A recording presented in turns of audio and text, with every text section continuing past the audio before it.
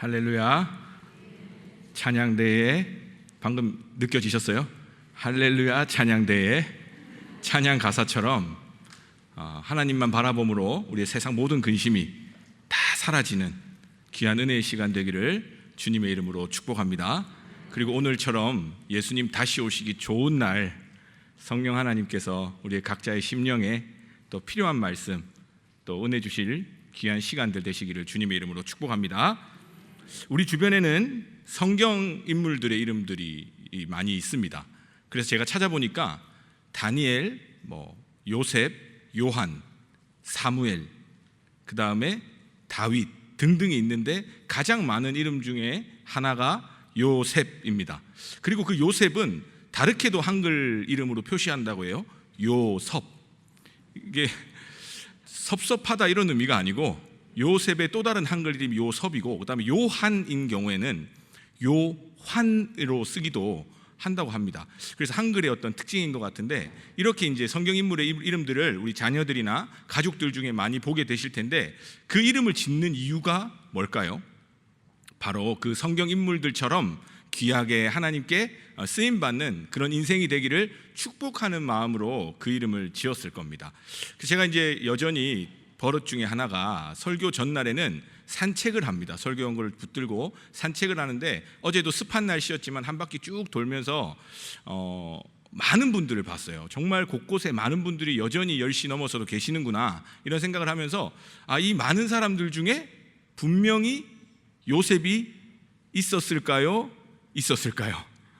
아마 제가 확인은 못했지만 제가 수백 명을 지나왔기 때문에 아마 있었을 겁니다. 그만큼 이렇게 우리에게 잘 알려진 이름 요셉, 그 요셉의 삶을 우리가 살펴보면 이런 질문을 해볼 수 있습니다.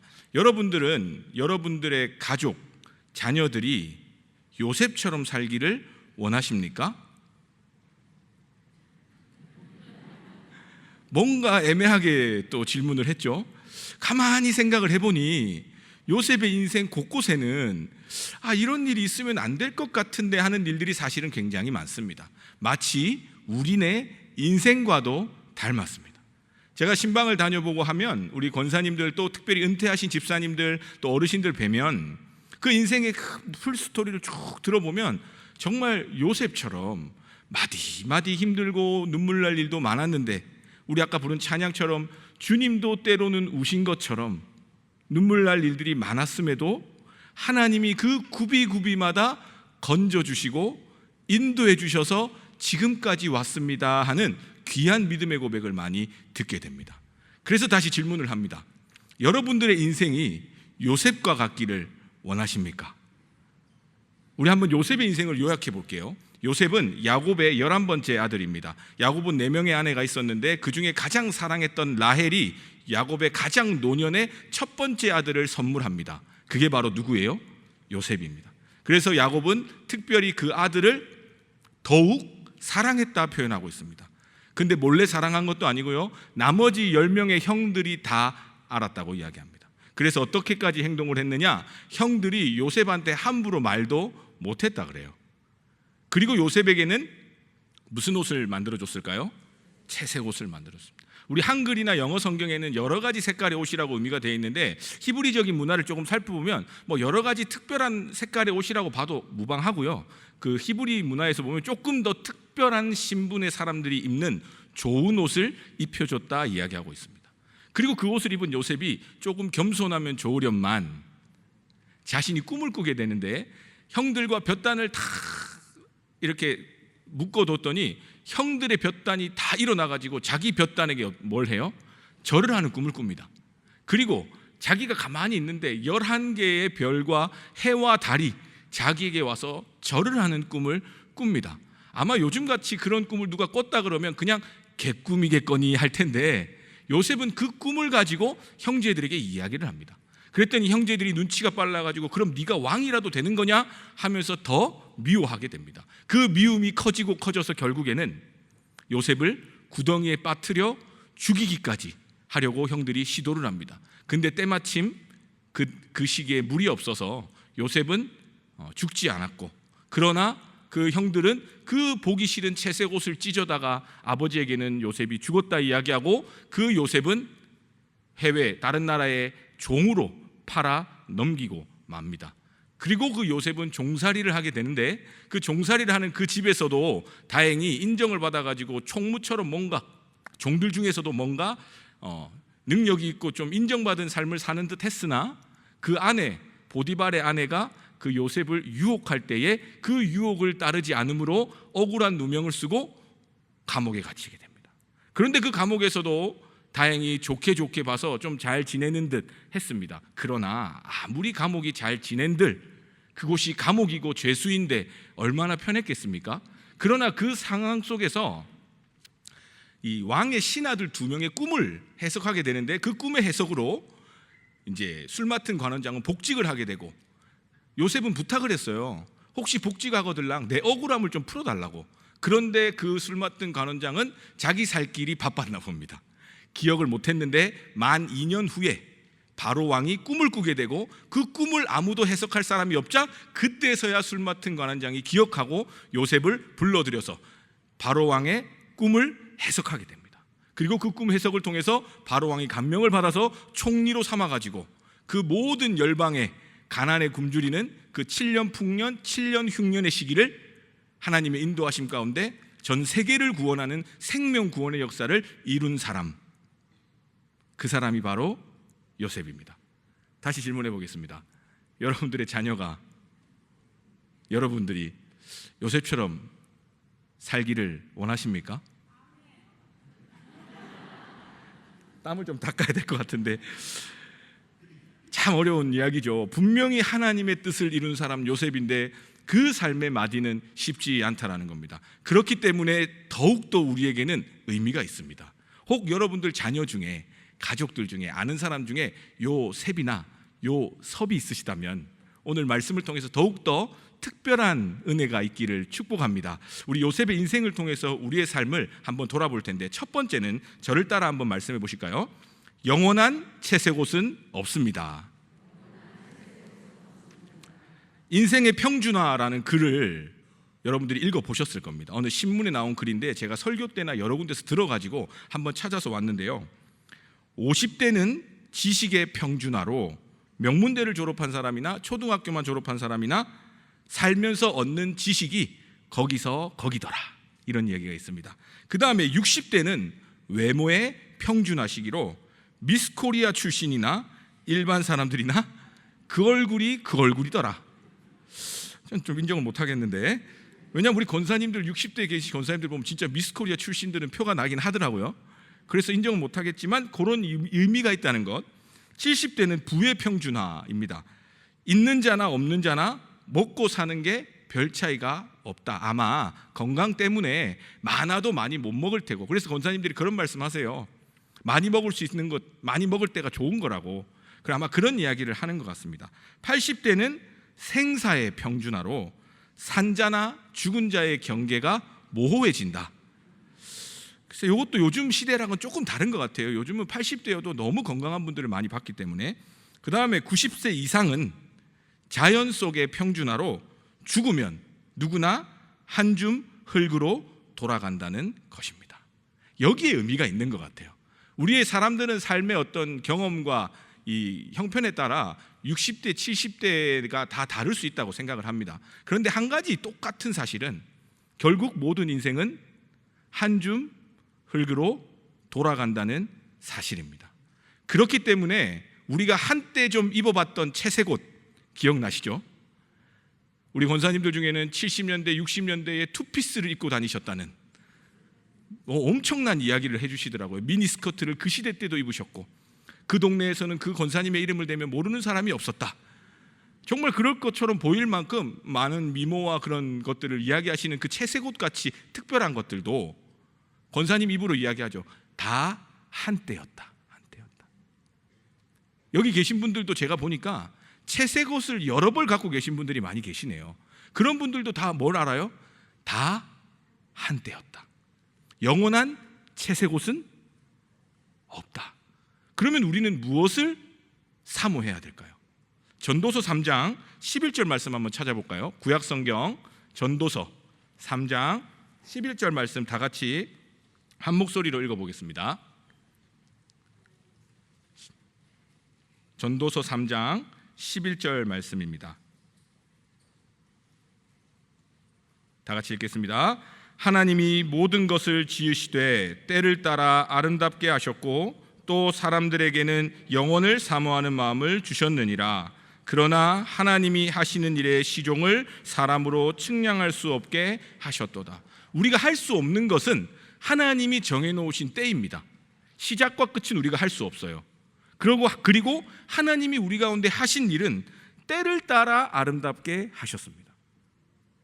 그래서 젊었을 때는 젊었을 때의 아름다움이 있고 또 60대, 70대, 80대 그 나이가 들면 나이가 들어갈수록 하나님께서 우리에게 정해놓으신 아름다움이 있는데 그것을 시편 1편에서는 철을 따라 열매를 맺는 시냇가에 심겨진 나무로 표현하기도 합니다.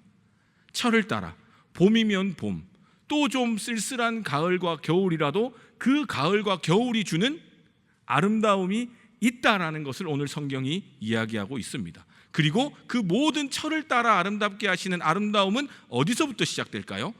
영원을 사모하는 마음에서부터 시작됩니다. 우리의 마음에 채색 옷을 사모하는 마음이 아니라 하나님이 주시는 영원한 생명을 사모하는 마음이 있을 때에 우리의 모습이 봄과 같을지라도 여름과 같을지라도 가을과 같을지라도 겨울과 같을지라도 하나님이 주시는 아름다운 때를 살아간다는 사실을 믿으실 수 있기를 바랍니다.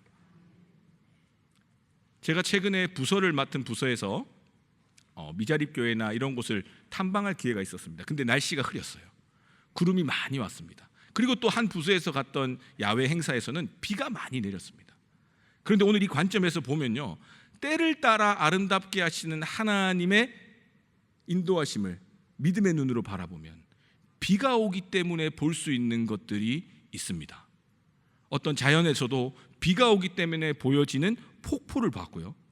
그 다음에 흐린 날씨라서 바다와 구름이 잔뜩 꼈는데 어느 지점에서 보니까 그 바다 색깔과 그 흐린 구름 색깔이 똑같은 거예요. 거기서 또 어떤 권사님은 참 아름답다 표현하는 걸 보면서 그렇구나, 우리의 인생은 결국 하나님이 지으시고 하나님이 만드신 인생이고 하나님이 함께 하시고 인도하시는 인생인데 어느 때건 아름답지 않는 때가 없구나. 우리의 인간의 눈에서는 채색 옷과 무채색 옷이 달라 보일 수 있지만 하나님이 보실 때는 채색 옷은 영원하지 않으며 요셉 역시도 그 채색 옷을 영원히 입고 있었기 때문에 요셉이 된 것이 아니라 하나님 앞에 온전히 끝까지 살아간 그 인생을 하나님이 영광스럽게 받으셨구나. 그 요셉을 통해서 하나님의 생명의 역사를 이루셨구나. 우리가 함께 나눌 수 있게 되는 것입니다. 축복하기는 여러분들의 채색 옷의 시절이 끝났을지라도 영혼을 사모하는 하나님의 생명의 면류관을 소망하는 저와 여러분 되기를 주님의 이름으로 축복합니다. 두 번째 따라해 보실까요? 요셉은 형통한 자였습니다.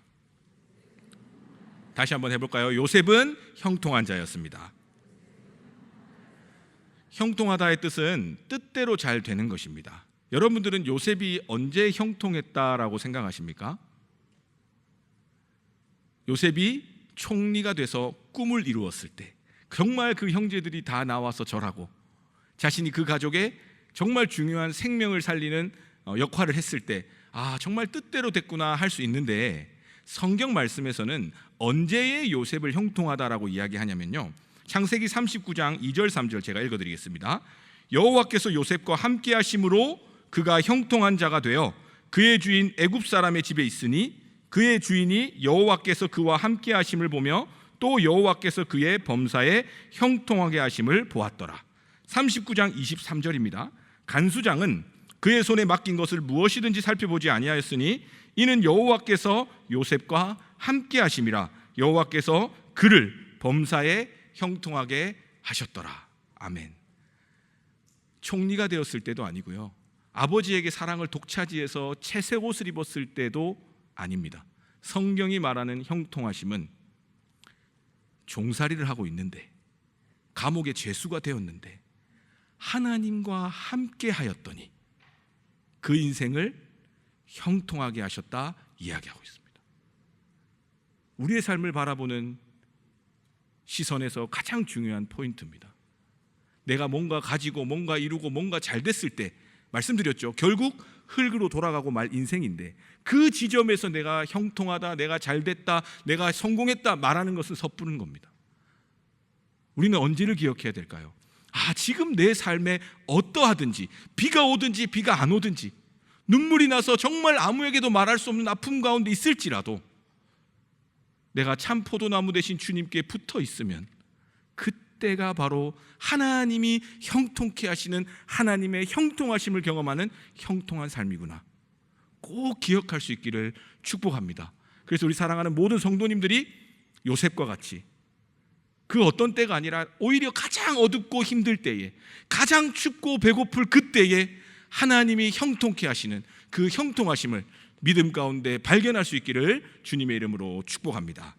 마지막입니다. 같이 한번 제 말을 따라해 볼까요? 요셉은 하나님의 관점을 가진 자였습니다. 요셉은 꿈꾸는 자로 유명했습니다. 그리고 그 꿈이 하나님이 주신 꿈이었습니다. 그리고 그 꿈을 이루었습니다. 사실 살면서 가장 큰 고민 중에 하나가 우리 자녀들이 꿈을 잃어버려서 그래요. 진학에 대한 고민은 많은데 꿈에 대한, 진로에 대한 고민이 많이 없는 거예요.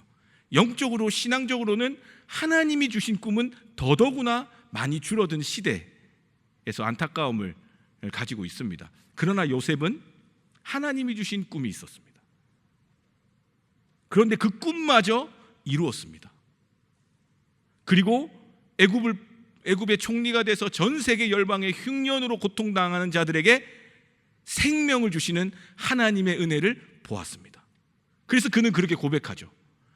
이 모든 어려움들 가운데서도 하나님이 나를 이렇게 보내심으로, 형제들 나를 죽이려 하고 나를 팔았고 나를 미워했지만 그 모든 것을 하나님께서는 계획하심으로, 인도하심으로 나를 통해 생명의 역사를 이루신 하나님, 그 하나님을 찬양했습니다. 여기서 중요한 한 가지가 있습니다. 우리는 꿈을 꾸는 것도 지금 중요한 시대지만 그 꿈을 하나님의 관점으로 바라보는 것, 그것이 더욱 중요합니다. 꿈을 이루는 것은 어쩌면 세상에서도 많이 일어나는 일입니다. 그 꿈을 이룬 것에서 끝이 나면 하나님의 뜻이 가려질 때가 많은 거죠. 제가 어제 이런 꿈을 꿨습니다. 수요 예배 설교가 신경이 많이 쓰이긴 했나 봐요. 꿈에서 수요 설교를 했어요. 첫 번째, 영원한 채색 옷은 없습니다. 두 번째, 생각이 안 나는 거예요. 세 번째도 생각이 안 나서 위에서 막 혼자서 끙끙 앓는 꿈을 꿨습니다. 여러분, 이 꿈은 하나님이 주신 꿈일까요? 강아지가 주신 꿈일까요?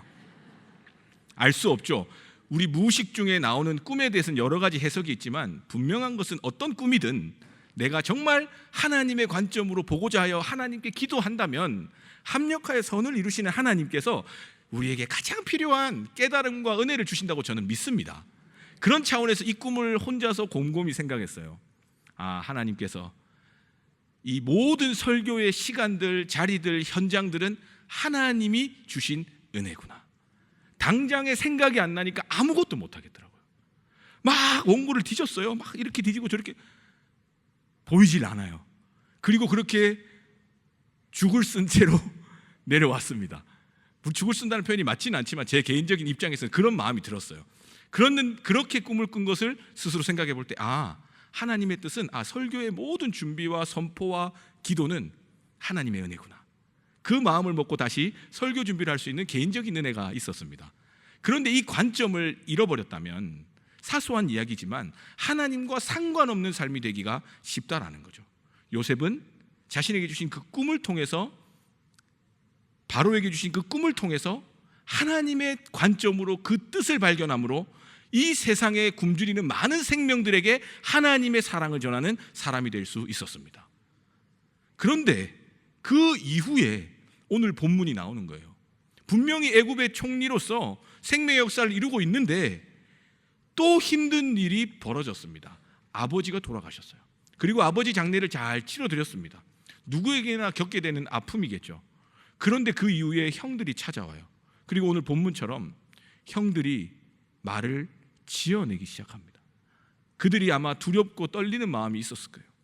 요셉을 자기가 괴롭히고 죽게 만들려고 했던 그 모든 상처의 시간들이 요셉이 혹시 아버지가 사라지면 복수하지 않을까?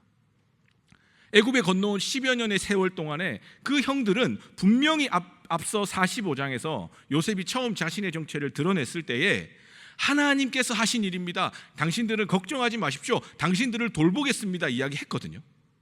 근데 그걸 10여 년 동안 못 믿고 또다시 불안감 가운데서 요셉에게 비굴하게 거짓말을 섞어서 자신의 이기적인 마음을 담아 요셉에게 또 이야기를 합니다.